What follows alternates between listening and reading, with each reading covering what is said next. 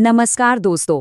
आज के इस एक्सप्लेनर में हम एक बेहद दिलचस्प विषय को गहराई में उतरने वाले हैं। आज हम जीन मूडी के नोट्स के एक खास संग्रह का व्यवस्थित रूप से विश्लेषण करेंगे। पहली नज़र में ये शायद बाइबल के अलग अलग पदों की महज एक बिखरी हुई सूची लगे, लेकिन सच कहूं तो जब हम इन सब को एक साथ जोड़कर देखते हैं तो मानव व्यवहार को समझने का एक बहुत ही शानदार और स्पष्ट ढांचा उभर कर सामने आता है। आज हमारा लक्ष्य बिल्कुल यही है, इन बिखरे हुए संदर्भों को एक साथ लाना और उस आचरण की शारीरिक रचना को समझना जिसे ये पूरा पाठ हमारे सामने पेश करता है। आज के इस विश्लेषण को हमने 5 मुख्य हिस्सों में बांटा है। पहला, मूर्ति पूजा की जड़ें। दूसरा, मन को नियंत्रित करना। तीसरा, शारीरिक और संबंधपरक पवित्रता। चौथा, वाणी की शक्ति। और पांचवा, ठोकर के कारणों से बचना। तो चलिए बिना किसी देरी के सीधे मुद्दे पर आते हैं। भाग 1, मूर्ति पूजा की जड़ें। स्रोत सामग्री इस मूलभूत मुद्दे से शुरू होती है कि उपासना आखिर कहाँ निर्देशित की जाती है। ऐतिहासिक आदेश गलत दिशा में की गई उपासना के खिलाफ कैसे काम करते हैं, आइए इसे समझते हैं। निर्गमन 20:4 का ये मशहूर वाक्य देखिए, तू अपने लिए कोई मूर्ति न बनाना। ये पूरे व्यवहारिक ढांचे का एकदम शुरुआती बिंदु है। अब जो बात यहाँ सबसे ज्यादा ध्यान देने लायक है वो ये है कि स्रोत तुरंत इस बुनियादी नियम को उन ऐतिहासिक घटनाओं से जोड़ देता है जहां इसे तोड़ा गया था। ये सिर्फ कोई हवाई बात नहीं है। पाठ इसे सीधे तौर पर इतिहास और उससे जुड़ी नैतिक विफलताओं के संदर्भ में रखता है। इतिहास गवाह है कि कैसे ये नियम बार बार टूटा। इस टाइमलाइन को ही ले लीजिए। निर्गमन 32 में हारून द्वारा सोने का बछड़ा बनाने की घटना से लेकर 1 राजा 11 में सुलेमान का उदाहरण जहां उसकी पत्नियां उसे मूर्ति पूजा की ओर खींच ले जाती हैं, और फिर 1 कुरिन्थियों 10 तक आते आते जहां इजरायली वासना और मूर्ति पूजा के कारण पतन का शिकार होते हैं। ये बिल्कुल निष्पक्ष रूप से दिखाता है कि अलग अलग युगों में और बड़ी बड़ी हस्तियों के बीच भी मूर्ति पूजा का ये मुद्दा कैसे लगातार सामने आता रहा है। तो इन ऐतिहासिक संदर्भों को एक साथ देखने पर क्या निष्कर्ष निकलता है?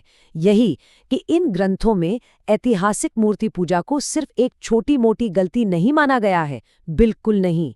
इसे आध्यात्मिक व्यवस्था के लिए सबसे बड़े और प्राथमिक बाहरी व्यवधान के रूप में स्थापित किया गया है। यह वह बुनियादी उल्लंघन है जिससे बाकी सारी समस्याएं जन्म लेती हैं। अब हम बाहरी दुनिया से हटकर अंदर की ओर चलते हैं। हमारा दूसरा विषय है मन को नियंत्रित करना। यहीं से ये ढांचा सच में बहुत दिलचस्प हो जाता है। नीतिवचन 23:7 का ये मनोवैज्ञानिक दृष्टिकोण कितना गहरा है जरा सोचिए, क्योंकि जैसा वो अपने मन में विचार करता है वैसा ही वो है।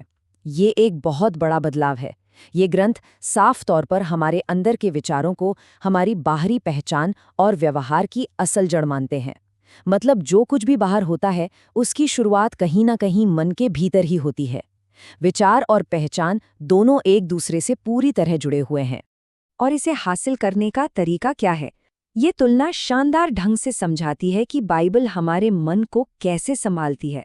एक तरफ 2 कुरिन्थियों 10:5 में नकारात्मक विचारों को सक्रिय रूप से हटाने यानी कल्पनाओं का खंडन करने की बात की गई है, और दूसरी तरफ फिलिप्पियों 4:8 में सकारात्मक बातों पर जानबूझकर ध्यान केंद्रित करने का निर्देश है।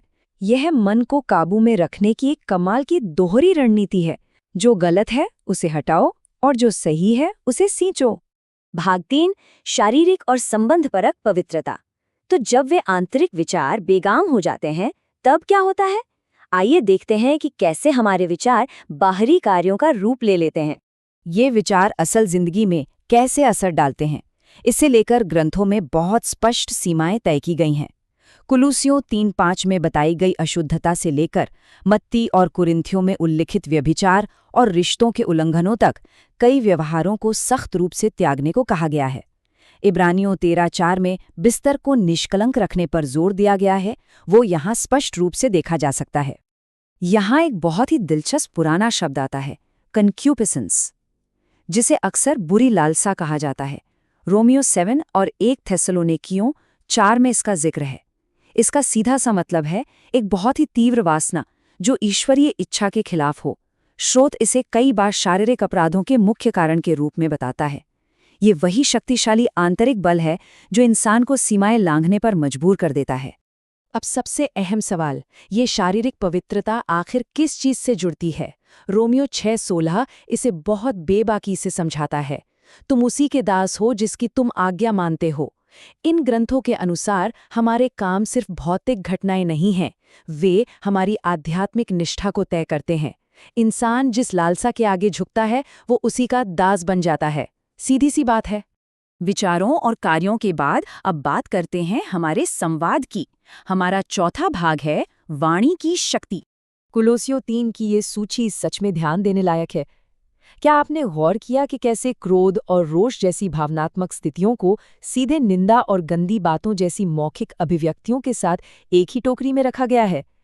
ये ढांचा हमारी वाणी को हमारी भावनाओं से अलग नहीं देखता। हमारे शब्द असल में हमारी तीव्र भावनाओं का ही मुखर रूप है। इफिसियों 4:29 का ये वाक्य एकदम स्पष्ट है, कोई भी गंदी बात तुम्हारे मुंह से ना निकले। स्रोत ग्रंथ हमारी बातचीत को हमारी आंतरिक स्थिति का एक सीधा और मापने योग्य विस्तार मानते हैं। जैसे हमारे काम हमारी लालसाओं को दिखाते हैं, वैसे ही हमारी बोली हमारे मन का हाल बयान करती है। सब कुछ गहराई से जुड़ा हुआ है। अब हम इस चर्चा के आखिरी और शायद सबसे महत्वपूर्ण पड़ाव पर पहुंच गए हैं। भाग 5, ठोकर के कारणों से बचना। अब बात सिर्फ एक इंसान तक सीमित नहीं है।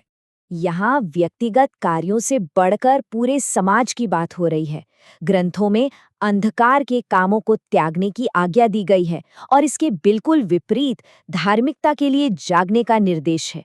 ये विरोधाभास हमें हमारी सामुदायिक जिम्मेदारी की याद दिलाता है। हमारे व्यक्तिगत चुनाव प्रकाश या अंधकार में कैसे योगदान देते हैं, इसका असर हमारे आसपास के सभी लोगों पर पड़ता है। ये ग्रंथ हमें कुछ स्पष्ट सामाजिक प्रवृत्तियों के प्रति आगाह करते हैं, जैसे विश्वासघाती होना, अभिमानी होना या केवल अपनी अभिलाषाओं के अनुसार चलना। स्रोत इन प्रवृत्तियों को निष्पक्ष रूप से एक बड़े सामुदायिक खतरे के तौर पर पेश करता है। ये वो व्यवहार हैं जो न सिर्फ व्यक्ति विशेष को नुकसान पहुंचाते हैं, बल्कि पूरे सामाजिक ताने बाने को ही हिलाकर रख देते हैं। रोमियो 14:13 का ये निर्देश इस पूरे ढांचे का निचोड़ है। कोई अपने भाई के मार्ग में ठोकर का कारण ना रखे। 1 यूहन्ना 2:10 के साथ मिलकर देखें तो समझ आता है कि अंतिम लक्ष्य सिर्फ खुद को सुधारना नहीं है, बल्कि एक ऐसा समाज बनाना है जहां कोई दूसरे के गिरने का कारण न बने। हमारे आचरण की असली परीक्षा यही है कि वो दूसरों के सफर को कैसे प्रभावित करता है। तो जैसे ही हम इस एक्सप्लेनर को समाप्त करते हैं, एक बहुत ही गहरा सवाल दिमाग में आता है, क्या मन में पलने वाली उन आंतरिक कल्पनाओं के आगे झुक जाना धीरे धीरे इतना बढ़ जाता है कि वो बाहर दूसरों के लिए ठोकर का कारण बन जाए? सोचने वाली बात है ना? ये ढांचा हमें यही समझाता है कि कैसे हमारे सबसे निजी और छिपे हुए विचार भी अंततः बाहर की दुनिया में फैलते हैं, हमारे कार्यों और शब्दों का रूप लेते हैं और पूरे समुदाय पर असर डालते हैं। जीन मूडी के नोट्स को एक साथ देखने पर मानव आचरण की जो तस्वीर उभरती है, वो सच में एक दूसरे से बेहद गहराई से जुड़ी हुई है। आज के इस एक्सप्लेनर में हमारे साथ जुड़ने के लिए आपका बहुत बहुत धन्यवाद।